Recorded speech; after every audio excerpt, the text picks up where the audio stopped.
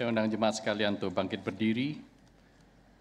Kita akan bersama-sama membacakan satu bagian firman Tuhan yang akan menjadi sumber perenungan kita.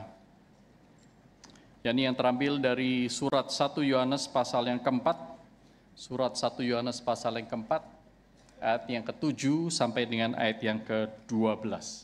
Surat 1 Yohanes pasal yang keempat, ayat yang ke-7 sampai dengan ayat yang ke-12.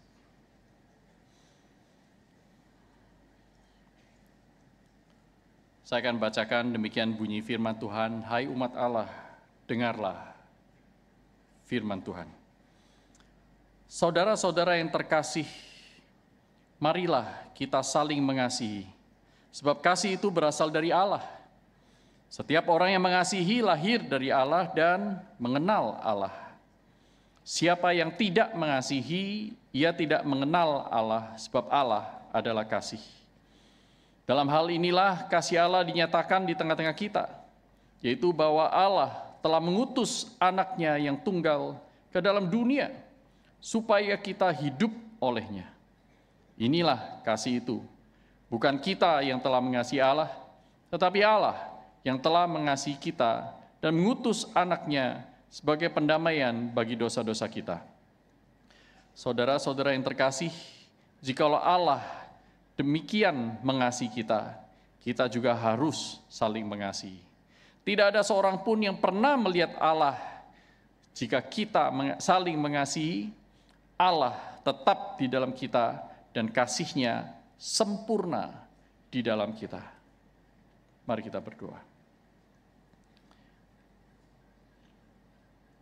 Tuhan, terangilah pikiran kami, gerakkanlah hati kami,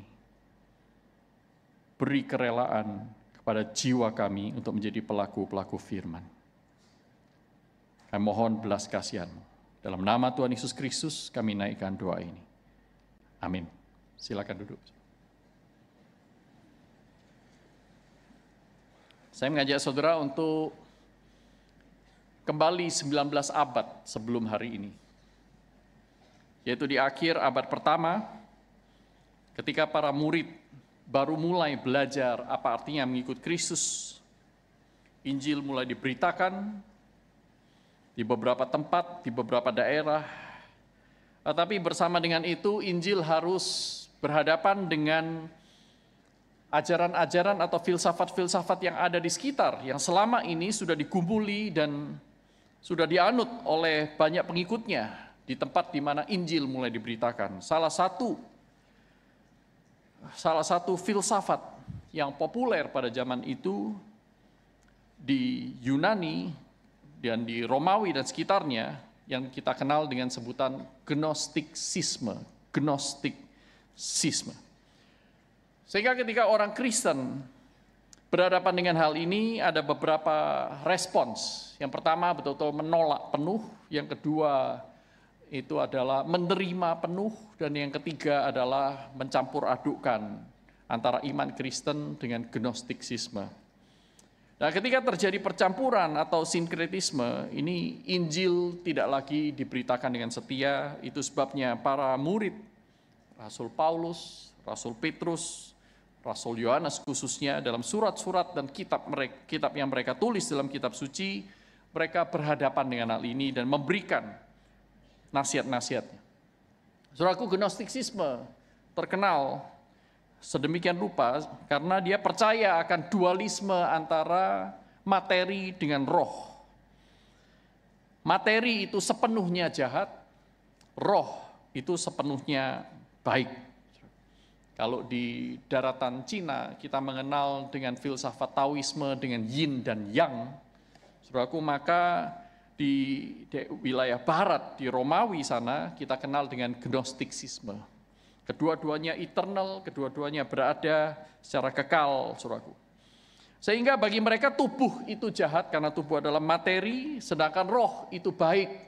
Sebagaimana Allah itu adalah roh, Allah sepenuhnya baik.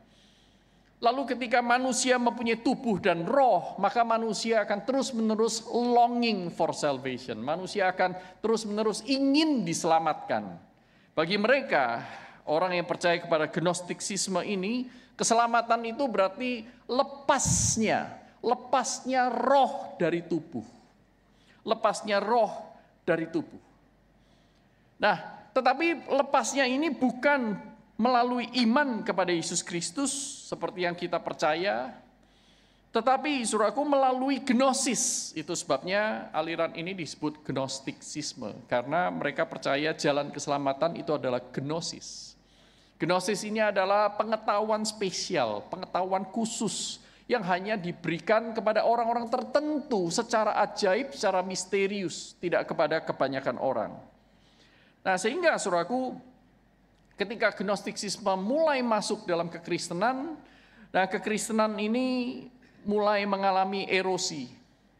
Orang-orang Kristen Gnostik tidak percaya bahwa Yesus, Sang Allah Anak itu adalah manusia. Mereka percaya bahwa Kristus Sang Logos itu menjadi manusia, tetapi kemanusiaannya itu bukan kemanusiaan yang betul-betul materi, tetapi hanya sebuah bayangan. Tubuhnya itu bayangan. Sehingga orang-orang seperti ini dikenal dengan aliran doketisme. Berasal dari kata dokeo, yaitu bayangan. Tubuh Yesus itu bayangan. Sementara di bagian yang lain, saudaraku, gnostisisme mempunyai jalan keluar yang lain tentang menyelesaikan antara Kristus yang adalah manusia dan Allah ini. Mereka percaya bahwa Yesus adalah manusia yang menerima Kristus yang ilahi. Kristus yang ilahi dari surga, Yesus adalah manusia, dan keduanya ini menyatu pada saat momen baptisan. Ketika Yesus dibaptis, Allah Bapa berkata, inilah anakku yang kukasihi, itu merujuk kepada Kristus yang ilahi yang di surga, yang dipersatukan dengan yang manusia ini. Dan kemudian Kristus yang ilahi itu akan meninggalkan tubuh itu dan mengalami keselamatan ketika berada di kayu salib. Saudaraku, bahaya sekali pandangan seperti ini yang betul-betul tidak seperti yang diajarkan oleh kitab suci. Nah, dampak gnostisisme pada kekristenan waktu itu adalah bahwa saudaraku, Kristus itu menjadi berbeda dari yang selama ini dipercaya di dalam kitab-kitab suci. Kristus bagi mereka tidak berinkarnasi, tetapi Kristus yang ilahi itu mengadopsi manusia Yesus. Dan kemudian dari sikap hidup ada dua macam ekstrim. Yang pertama adalah orang-orang Kristen Gnostik ini percaya kepada asketis, kehidupan yang asketis. Paulus menyebutnya dalam kitab Kolose, saudaraku, orang yang melatih diri untuk berpuasa, bahkan sampai menyiksa diri supaya apa? Supaya tubuhnya, supaya dirinya, jiwanya itu lepas dari tubuhnya. Bukan suicidal juga, saudaraku. Tetapi mereka percaya mereka harus menekan tubuh ini dengan rasa lapar, dengan rasa sakit, supaya jiwanya semakin dimurnikan. Tetapi sebaliknya juga muncul aliran yang lain yang disebut oleh para ahli dengan sebutan libertinisme, atau kita juga bisa mengenalnya dengan antinomianisme, yaitu orang-orang yang percaya bahwa karena tubuh itu sudah pasti jelek, maka semua perbuatan tubuh itu tidak bisa diapa-apakan, tidak perlu ditekan, sudah diumbar saja. Karena roh kita bagaimanapun juga adalah tetap murni. Ya. Jadi karena roh itu murni, tubuh itu jahat, ya sudah, biarin aja hidup ini seperti itu. Tetap berbuat kejahatan demi kejahatan. Nah, bayangkan, gnostisisme yang seperti ini masuk di dalam tubuh Kristus, dalam kekristenan, mengacau segala sesuatu.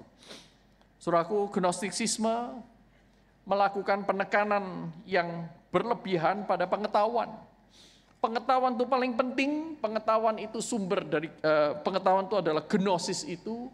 Jadi setiap orang itu berlomba-lomba untuk mendapatkan banyak pengetahuan, tetapi pengetahuan yang tidak terintegrasi dalam hidup sehari-hari. That's the problem. Karena bagi mereka mengetahui saja cukup. Orang-orang seperti ini akan gandrung kepada akumulasi pengetahuan, tetapi miskin di dalam melatih diri untuk mempraktikkan pengetahuannya. Bagaimana dengan dampak dari gnostisisme 19 abad yang lalu ke gereja masa kini, wah banyak sekali. Sekalipun label gnostik itu sudah tidak populer. Tetapi sebenarnya dualisme itu masih sering terjadi, bahkan dekat sekali dengan kita. Yaitu gereja-gereja yang meninggikan posisi pengetahuan, sehingga mereka berpikir bahwa untuk menolong jemaat mengenal Injil itu cukup dengan menjejalkan, memberikan pengetahuan demi pengetahuan, kelas-kelas yang banyak, seminar-seminar yang berlimpah-limpah, tetapi minim sekali atau bahkan setengah hati melatih jemaat menjadi murid Kristus, melakukan firman. Mereka berpikir bahwa belajar itu cukup hanya diberitahu, tidak perlu bikin PR. Bayangkan, kalau Anda yang saat ini masih mahasiswa ya, Anda belajar tanpa PR, pasti senang ya. Yang senang angkat tangan. Belajar tanpa PR. Udah ada yang ngaku ya, bertobat ya. Belajar tanpa melakukan, hanya dikasih tahu, udah ada ujian. Semua pasti senang, saudara. Tetapi apa yang terjadi? Pendidikan tidak menjadi transformatif. Nah, saudaraku, kehidupan Kristen yang sejati, menurut 1 Yohanes, kalau saudara baca kelima pasalnya, saudara akan menemukan bahwa kunci kehidupan Kristen yang sejati itu adalah integrasi antara iman di dalam hidup sehari-hari. Pengetahuan itu hanyalah satu aspek yang harus ada, penting, iya penting, tetapi tidak cukup berhenti pada pengetahuan. Tuhan Yesus juga mengajarkan bahwa orang yang hanya mendengar firman, tetapi tidak melakukannya, dia adalah seperti orang yang bodoh, yang membangun rumahnya di atas pasir. Demikian pula kehidupan Kristen yang sejati, itu dimulai dari kasih Allah, orang lahir dari Allah, dan orang yang lahir dari Allah akan mengalami perubahan hidup. Hidup yang sehari-hari yang terlihat, yaitu mereka akan mengasihi. Pertanyaannya adalah kasih seperti apa? Kasih kepada sesama seperti apa? Apa yang membedakan kasih kepada sesama yang Kristen ini dengan kasih kepada sesama yang ada di dalam agama dan kepercayaan lain? Kadang-kadang kita malu ya, kenapa orang yang tidak percaya Tuhan bisa mengasihi sesama dengan lebih dahsyat daripada kita? Lalu apa bedanya kasih Kristen ini? Apa uniknya kasih Kristen? Jawaban Alkitab tidak lain adalah Kristus. Kristus yang membedakan kasih kita kepada sesama. Apa artinya? Ada dua hal yang ingin saya bagikan di dalam kesempatan ini. Yang pertama, saudaraku, mengasihi menurut Kristen, mengasihi sesama, itu berarti mengasihi dengan tujuan Allah. Ayat 7 sampai dengan ayat 10, mari kita baca, lihat lagi dengan lebih teliti. Ayat yang 7 berkata, saudara-saudara yang terkasih, marilah kita saling mengasihi. Marilah kita saling mengasihi, ada ajakan untuk mengasihi. Sebab, pertama, kasih itu berasal dari Allah. Setiap orang yang mengasihi, dia lahir dari Allah dan mengenal Allah. Artinya, saudaraku, bahwa kasih itu bersumber dari Allah. Ketika orang lahir dari Allah, mereka mengenal Allah, maka mau tidak mau mereka pasti akan mengasihi. Allah adalah sumber kasih. Tapi saudaraku, kasih sebagai anugerah umum memang bersumber dari Allah dan bisa dimiliki oleh siapapun termasuk di luar Kristus.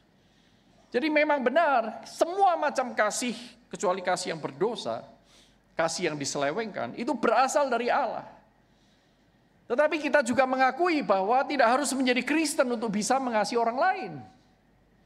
Maka kita melihat dalam agama dan kepercayaan yang lain, atau yang kita sekarang sebut dengan mereka yang berada di server yang berbeda, mereka juga bisa mengasihi sesamanya. Mereka juga bisa berkorban bagi sesamanya.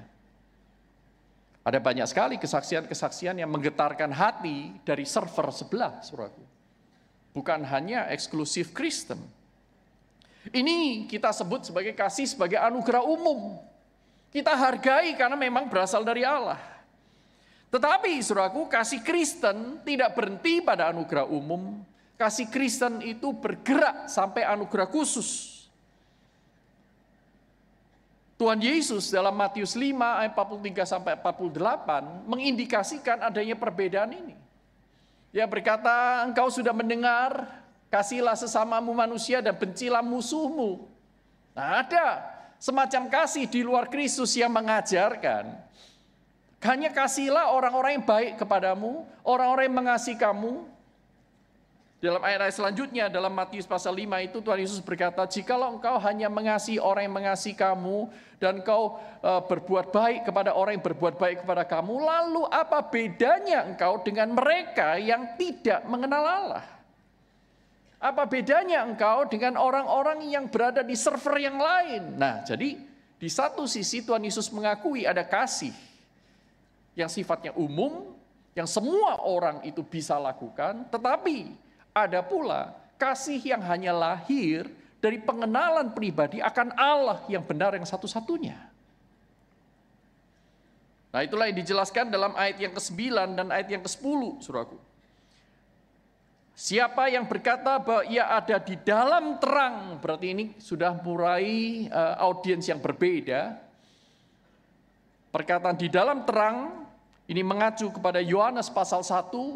Saudaraku, di sana dikatakan bahwa terang itu telah datang kepada dunia, tetapi dunia tidak menerimanya. Tetapi barang siapa menerimanya, kepadanya akan diberikan kuasa untuk menjadi anak-anak Allah. Mereka inilah orang yang menerima terang, menerima sang terang. Mereka berada di dalam terang. Berarti ini bukan lagi umum. Rasul Yohanes sudah mulai bergeser kepada kasih yang sifatnya anugerah khusus. Barang siapa yang berkata bahwa ia ada di dalam terang, tetapi ia membenci saudaranya, ia ada di dalam kegelapan sampai sekarang. Dia sebenarnya belum berubah, cuman ngaku-ngaku doang. Ayat 10, siapa yang mengasihi saudaranya, ia tetap tinggal di dalam terang, dan di dalam dia tidak ada penyesatan. Ini sudah mulai ada kasih yang sifatnya itu khusus, saudaraku.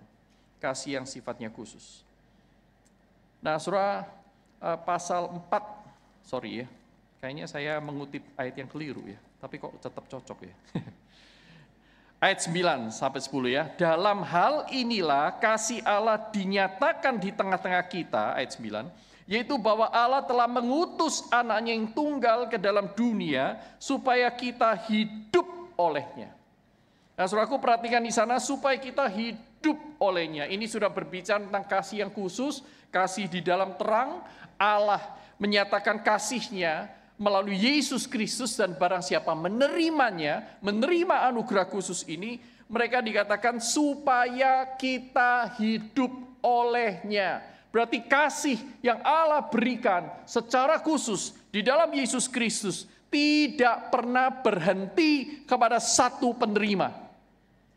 Tetapi dikatakan di sini supaya kita hidup olehnya, kita hidup di dalamnya, kita dihidupkan olehnya.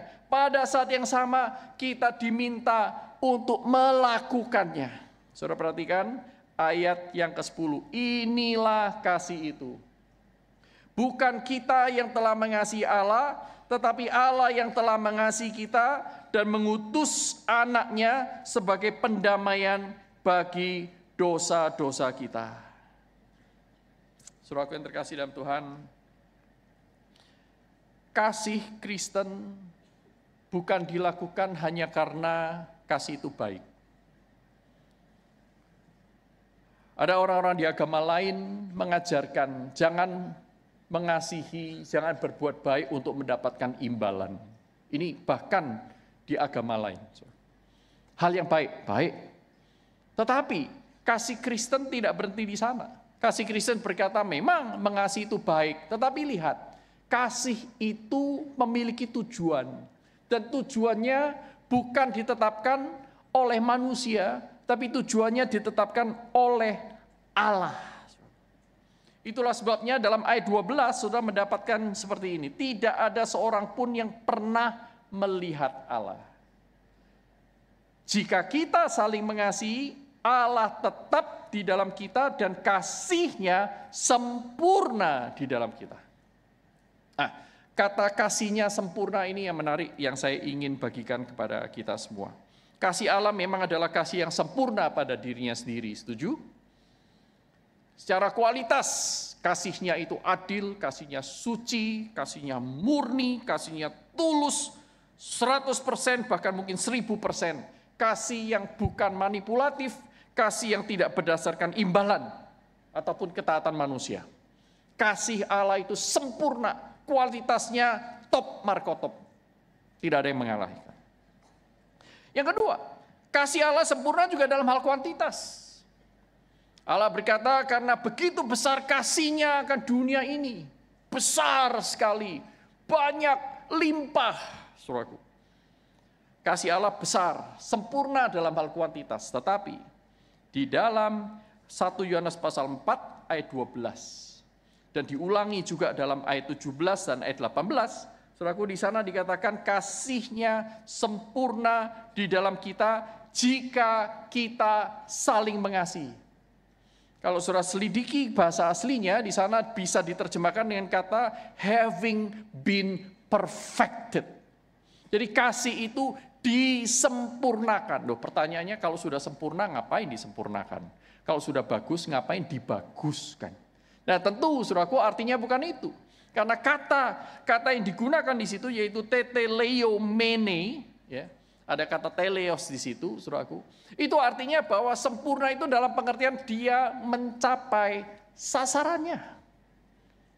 Jadi, artinya saya terjemahkan seperti ini. Tidak ada seorang pun yang pernah melihat Allah. Jika kita saling mengasihi, Allah tetap di dalam kita. Dan kasih-Nya mencapai sasarannya di tengah-tengah kita. Kira-kira seperti itu. Jadi kasih Allah itu adalah kasih yang mempunyai tujuan. Kasih yang mempunyai tujuan. Karena tujuan inilah Kristus diutus ke dunia. Dan Kristus sendiri mengatakan dalam Yohanes pasal 17. Supaya mereka tahu bahwa Engkau mengasihi mereka. Yaitu aku datang ke dunia ini. Untuk menyatakan kasih Allah kepada dunia yang berdosa. Hal ini menggaungkan dalam Yohanes pasal 1 ayat 18, saudaraku. Tidak seorang pun melihat Allah, tetapi Sang Allah anak yang di pangkuan Bapa yang menyatakannya kepada dunia. Terang itu datang ke dunia, punya tujuan, punya purpose. Bukan pada dirinya sendiri dia baik, tetapi kasih yang sempurna dari Allah adalah kasih yang menggenapi rencana Allah. Nah, menggenapi rencana Allah ini dinyatakan dalam 1 Yohanes pasal 4 sebagai apa? Yaitu kasih yang menyatakan kehadiran Allah yang adalah kasih kepada orang-orang di sekitarnya. Sehingga Rasul Yohanes berkata, kalau saudara dan saya saling mengasihi seperti Kristus mengasihi, maka setiap orang dalam komunitas itu akan mengalami kasih Kristus. Saudara tangkap? Ketika orang mengalami kasih Kristus, mereka tahu dan mereka sadar Kristus ada di tengah-tengah saya. Satu kali saya menghadiri sebuah ibadah duka. Seorang ibu berusia 80-an tahun, 84 atau 86 saya lupa, 86 mungkin. Dan kemudian yang menyampaikan pesan firman Tuhan adalah menantunya. Menantunya bercerita bagaimana sang mertua itu telah menghadirkan Kristus dalam hidupnya sehari-hari. Setelah firman Tuhan disampaikan, kemudian menantu yang lain memberikan eulogi, kesaksian. Dengan nada yang sama, saya tidak pernah melihat ada seorang ibu, seorang mama yang begitu sabar. Setiap kali saya datang, dia selalu memasak buat saya. Dia tidak pernah ngomel. Dia selalu merangkul dan seterusnya dan seterusnya. Saya mengalami Tuhan melalui dirinya. Saudaraku, kasih itu menghadirkan Allah. Punya tujuan, punya purpose. Bukan semata-mata, pokoknya aku hari ini sudah mengasihi, sudah melakukan proyek ketaatan, selesai, tenang hati nurani saya. Itu kasih yang egois. Kasih untuk kebaikan diri sendiri. Tetapi kasih Allah, kasih Kristiani adalah kasih untuk menggenapi tujuan Allah, yaitu supaya lebih banyak orang diperdamaikan oleh Allah di dalam Kristus. Ketika mereka mengenal kasih-Nya lewat siapa? Lewat orang yang sudah mengalaminya, saudara dan saya. Itulah sebabnya ini adalah bagian dari anugerah khusus, karena tidak semua orang bisa melakukannya, hanya orang-orang yang menerima Kristus sebagai juru selamat, orang-orang yang sudah mengalami secara rohani, secara spiritual, dan juga lewat hidup sehari-hari, bagaimana Allah mengasihi dia, mengampuni dosanya, mengubah hidupnya begitu rupa, dia yang begitu tidak layak. Jadi saudaraku, kasih kepada sesama yang seperti ini, kasih yang menggenapi tujuan Allah adalah kasih yang mengubah hidup karena dia menghadirkan Kristus. Bukan ide abstrak tapi aksi konkret. Bukan hanya dikatakan tetapi diperbuat. Bukan bergantung kepada keinginan, mood atau tujuan diri sendiri, tetapi bergantung kepada Allah yang bekerja, yang menggenapi tujuannya lewat diri kita. Itu agar banyak orang mengenal dan memberi diri diperdamaikan dengan Allah di dalam Kristus. Inilah penginjilan, saudara.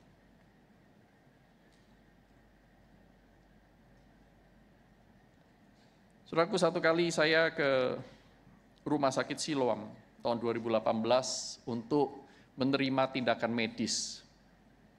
Dioperasi tapi bedahnya bedah lokal, sehingga tidak sampai hilang kesadaran semuanya begitu.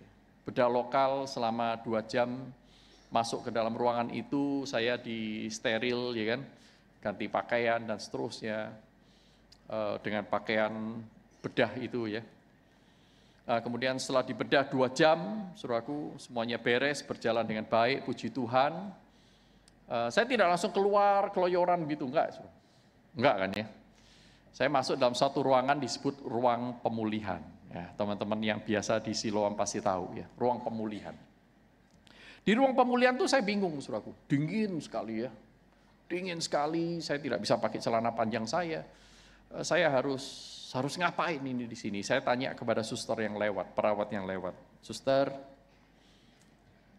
bolehkah saya tahu kapan saya boleh keluar? Sabar ya Pak. Nggak ngasih tahu apa-apa tapi.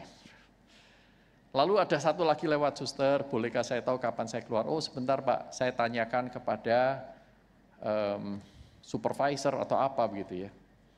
Katanya, oh masih belum Pak, tunggu lagi. Sampai kapan? Enggak tahu, sabar ya Pak. Di tengah-tengah ketidaksabaran itu, akhirnya saya melihat di ruangan itu, saudaraku, ruangan tidak begitu besar, ada 4 pasien yang lain, yang mungkin juga habis dibedah ya. Tapi tampaknya kok mereka lebih parah dari saya. Karena di tangan mereka itu masuk alat-alat pengukur tanda-tanda vital, saudaraku. Sehingga ruangan itu sebenarnya cukup berisik ya. Gitu ya, bunyi terus gitu, ada monitornya gitu. Kemudian saya mulai bertanya kepada Tuhan, Tuhan, apa yang Tuhan mau saya lakukan di ruangan seperti ini ya? Apa yang Tuhan mau saya kerjakan? Saya melihat mereka berempat, mendoakan cukup Tuhan. Tiba-tiba muncul gerakan, saudaraku. Gerakan dalam hati, saya percaya dari Tuhan karena itu bukan gerakan untuk berbuat dosa ya. Seolah-olah Tuhan itu menggerakkan hati saya untuk kamu hampiri mereka. Berdoa buat mereka, ajak mereka ngobrol, nyatakan bahwa aku peduli mereka. Katakan, aku peduli mereka. Mulai muncul dalam diri saya penolakan. Ya jangan yang gitu dong Tuhan, enggak enak, sungkan, canggung. Saya nggak kenal mereka. Bagaimana kalau mereka itu ketiduran? Bagaimana kalau mereka nggak sadar, mereka nggak siap dan seterusnya. Tapi gerakan itu terus muncul, saudaraku. Sehingga saya melakukan transaksi dengan Tuhan. Tuhan gini aja, kalau nanti saya sudah boleh keluar, yang saya nggak tahu kapan ya, saya berpikir kalau setengah jam lagi mungkin saya sudah lupa sama janji saya. Maka saya bilang, Tuhan, kalau nanti saya boleh keluar, saya akan menghampiri mereka satu persatu, mengajak mereka ngobrol, kalau mereka bangun, saya akan mendoakan mereka. Tidak lama, saudaraku, begitu saya amin, perawat datang, Bapak boleh keluar sekarang. Bapak boleh keluar sekarang. Wah, saya langsung bangkit dari ranjang itu, saya berkata, Tuhan, I will do it for you. I will do it. Saya akan lakukan. Maka saya menghampiri ranjang yang paling ujung, saya melihat beliau bangun, saya mulai mengajak ngobrol, habis operasi apa, dan seterusnya. Bolehkah saya berdoa bagimu? Oh ya, boleh, boleh. Nah, dalam doa itu saya menyatakan pesan Tuhan. Tuhan mengasihi, Tuhan peduli, Tuhan menyertai. Supaya yang sakit itu sadar bahwa Tuhan itu tidak pernah jauh. Saya beranjak ke pasien yang kedua, saya tanya lagi seperti itu. Saya berdoa lagi. Yang ketiga, tidur. Nggak tahu tidur atau pura-pura tidur. Yang keempat juga begitu. Jadi saya bilang, oh ya sudah, kayaknya cuma 2 ya sudah. Sambil seperti itu, saya melihat dari ekor mata saya, sang perawat dan dokter jaga itu kasak-kusuk. Ngapain Bapak itu? Ngapain? Biasanya orang besuk itu dirawat di kamar rawat inap, tidak pernah orang besuk itu di ruang bedah. Saudara. Nah itu yang saya lakukan. Saya tidak tahu apakah Tuhan akan memakai itu menjadi sebuah kesaksian. I don't know. Tujuan saya adalah bukan untuk cari muka dan lain-lain. Tujuan saya adalah untuk mengenapi rencana Tuhan. Saya ingin membagikan kasih Tuhan kepada orang lain. Mungkin saudara bisa lakukan itu kepada orang-orang sekitar Anda. Pada murid-murid yang Anda ajar kelak ketika Anda menjadi guru. Kepada pasien-pasien Anda, tawarkan mereka, apakah saya boleh berdoa untuk Anda? Doa singkat. Tulis doanya sebelum Anda ke rumah sakit. Minta Tuhan pimpin. Kantongin. Setiap kali ada yang mau minta didoakan, dia menerima, membuka pintu, Anda doakan. Mungkin. Doakan anak Anda. Ajak mereka berdoa bersama. Bagikan kasih Kristus. Yang kedua, saudaraku. Kasih Kristen itu adalah mengasihi seperti Kristus mengasihi. Dan karena kita mengasihi seperti Kristus mengasihi, berarti tidak bisa dilakukan oleh orang yang belum pernah menerima kasih Kristus, bukan? Kasih Kristen itu pastilah lahir dari pengalaman menerima kasih Kristus. Ayat 11 berkata, jikalau Allah sedemikian mengasihi engkau, maka kita harus saling mengasihi. Jikalau, maka. Maka yang maka ini lahir dari jikalau. Mengasihi orang lain seperti Kristus mengasihi lahir dari pengalaman kita sendiri menerima kasih Kristus. Sehingga kita melihat di sini ada kasih Kristus memainkan 2 peran. Yang pertama, kasih Kristus adalah modal kita mengasihi sesama. Yang kedua, kasih Kristus adalah model. Yang pertama apa? Modal. Yang kedua, model. Modal artinya kita bisa mengasihi sesama seperti yang Allah kehendaki karena kita sudah menerima kasih Kristus. Ada kasih yang tidak terbatas yang Allah berikan dalam diri kita, kasih yang tidak pernah habis, yang akan terus-menerus menginspirasi saudara dan saya untuk bisa mengasihi sekalipun orang yang menerima kasih kita itu tidak layak kita kasih. Karena sumbernya bukan pada objek penerima kasih, sumbernya adalah Allah yang adalah kasih. Kristus adalah modal. Yang kedua, Kristus adalah model, yaitu kasih yang menghadirkan Allah. Kasih Kristen itu adalah kasih yang menghadirkan Allah. Hanya terjadi ketika saudara dan saya mengasihi seperti Kristus mengasihi. Kalau kasih itu hanya sebagai kasih anugerah umum, orang tua mengasihi anaknya sendiri, ya, sahabat mengasihi sahabat yang lain, saudara tidak perlu Kristus untuk bisa melakukan kasih seperti itu. kasih untuk mendapatkan harga diri, kasih untuk mendapatkan penghargaan dari orang lain, kasih untuk memenuhi kebutuhan psikis kita, ya. Apalagi kasih untuk memenuhi doktrin kita sendiri, kalau nggak mengasihi nanti kualat misalnya. Yang seperti itu tidak perlu Kristus. Itu kasih yang sudah punya sumber di dalam diri yang korup, saudaraku. Tidak selalu jelek, tetapi tidak cukup untuk menghadirkan Allah sesuai dengan tujuan Allah. Nah, satu-satunya kasih yang bisa menghadirkan Allah sesuai tujuan Allah, yang membawa orang semakin dekat dengan Allah, adalah kasih seperti Kristus. Maka saudara dan saya perlu belajar untuk mengasihi orang lain seperti Kristus telah mengasihi kita. Ada beberapa karakteristik, saya hanya berikan 2 hari ini. Kasih yang tipikal Kristus. Yang pertama adalah love the unlovables. Love the undeserved. Mengasihi mereka yang tidak layak dikasihi. Mengasihi mereka yang tidak layak menerima kasih itu. Itulah kasih Kristus. Dalam Roma pasal 5 ayat 6 sampai dengan ayat yang ke-8, melalui guratan pena Rasul Paulus, Tuhan mengatakan demikian. Karena waktu kita masih lemah, Kristus telah mati untuk kita. Orang-orang fasik pada waktu yang ditentukan oleh Allah. Lihat ya, pada waktu kita masih lemah, pada waktu kita ini orang-orang fasik. Orang fasik itu dalam Alkitab hampir sama dengan kata wicked. Orang yang jahat, orang yang gak peduli Allah, orang yang meremehkan Allah, orang yang ingin menjadi Allah bagi dirinya sendiri. Pada saat kita masih seperti itu, Allah mengasihi kita. Ayat yang ke-7, sebab tidak mudah seorang mau mati untuk orang yang benar, tetapi mungkin untuk orang yang baik ada orang yang berani mati. Ayat 8, namun Allah menunjukkan kasih-Nya kepada kita. Ya, Allah menunjukkan kasih-Nya kepada kita dalam hal ini. Ketika kita masih berdosa, Kristus telah mati untuk kita. Kristus tidak mati untuk orang baik. Kristus mati untuk orang jahat. Kristus tidak mati untuk orang yang terpandang di dunia ini. Kristus mati untuk orang yang paling hina di hadapan Allah. Kristus mengasihi the unlovables. Saudara dan saya, sebelum kita bisa memanggil Dia Tuhan, Dia sudah mengasihi kita.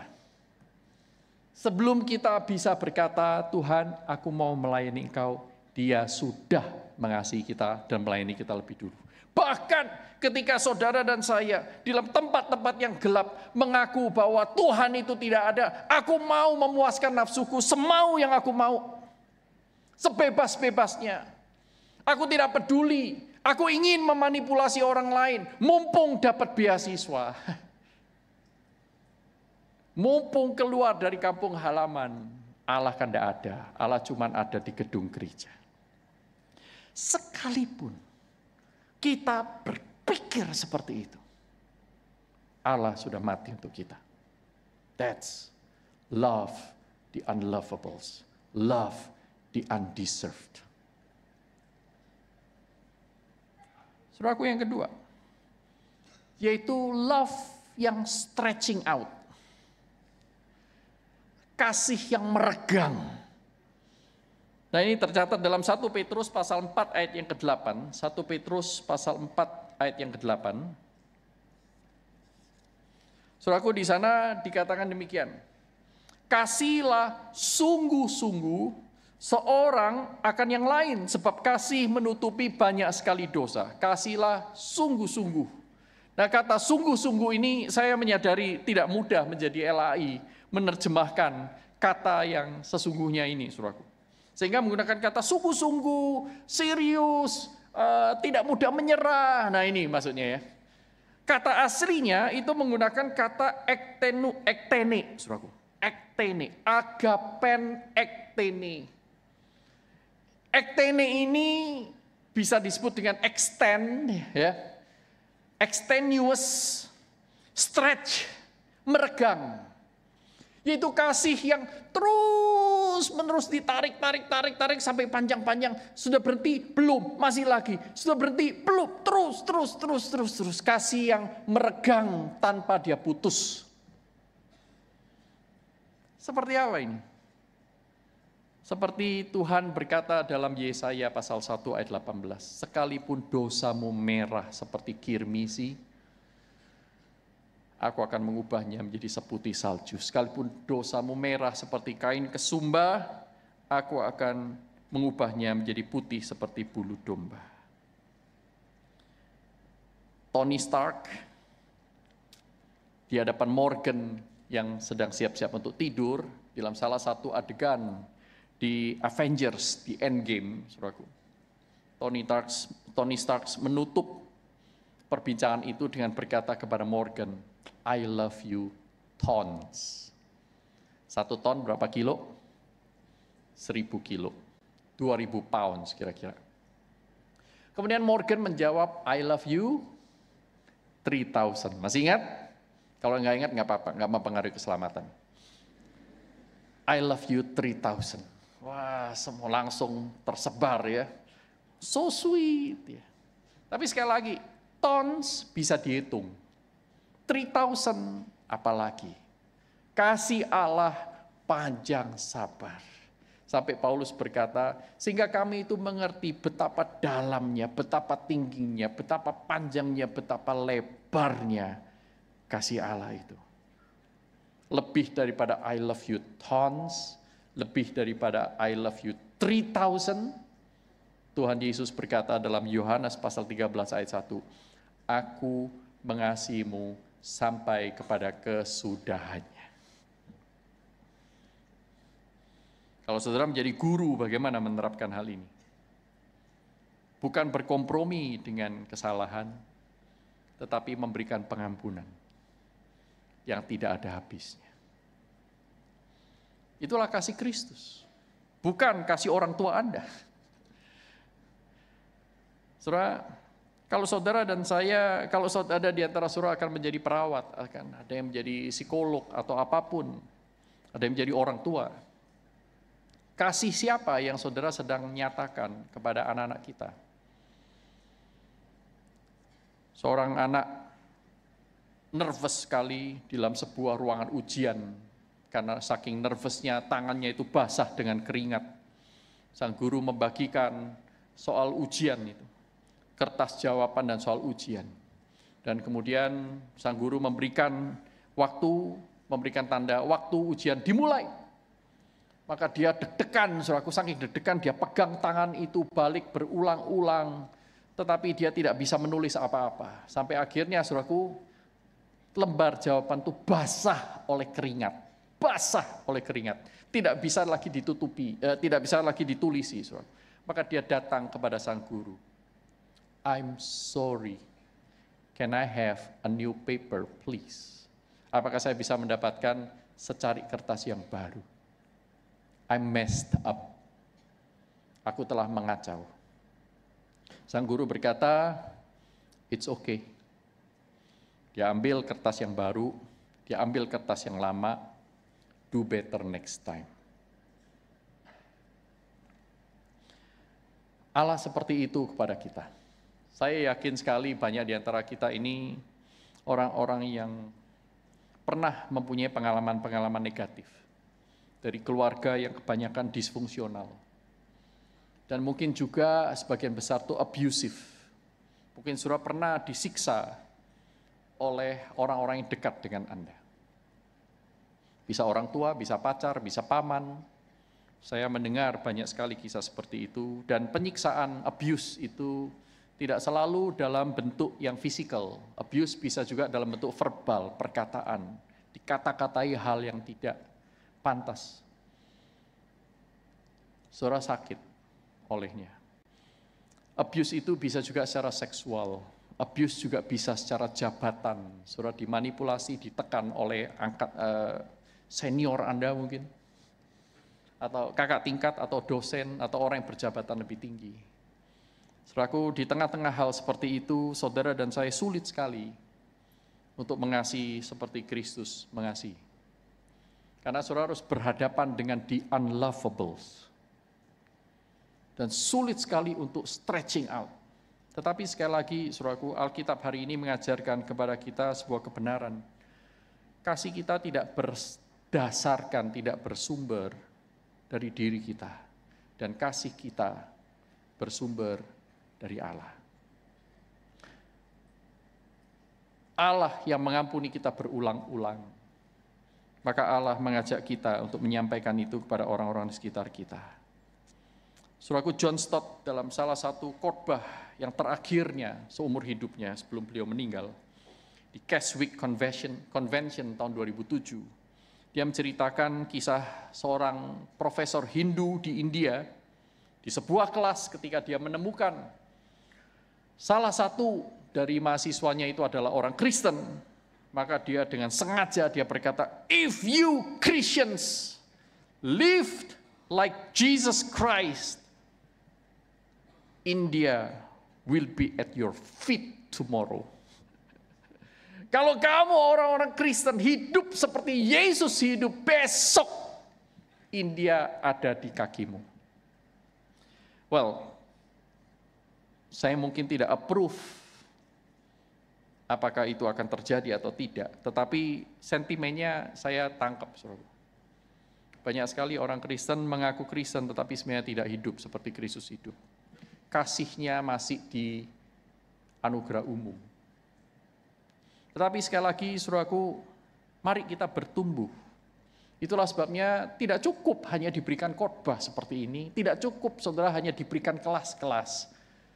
Kita perlu ada komunitas-komunitas yang saling mentoring, di mana saling mengasihi itu betul-betul tumbuh secara intensional, tidak seperti orang-orang gnostik.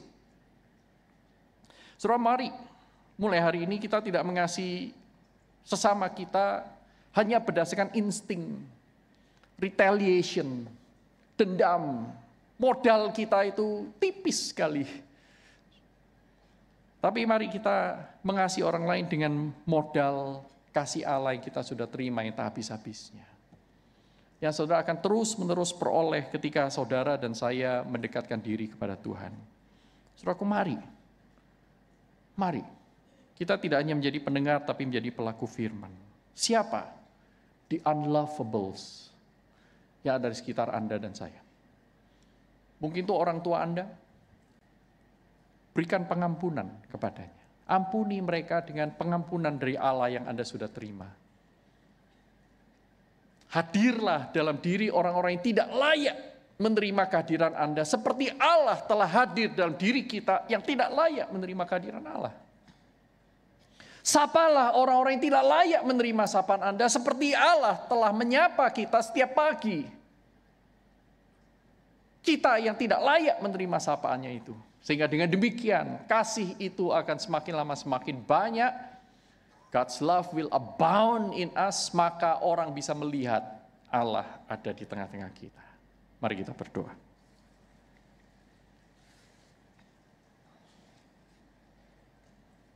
Terima kasih Tuhan untuk kasih-Mu.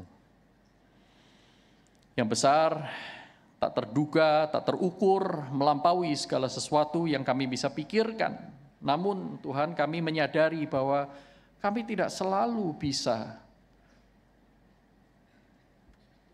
menyelami kasih-Mu yang begitu dalam. Tuhan, tambahkan pengalaman demi pengalaman, berjumpa dengan kasih-Mu yang lebih limpah lagi.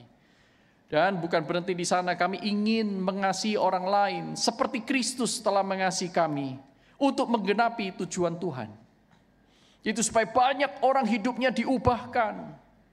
Banyak orang mengalami terang di tengah-tengah masa lalu yang gelap.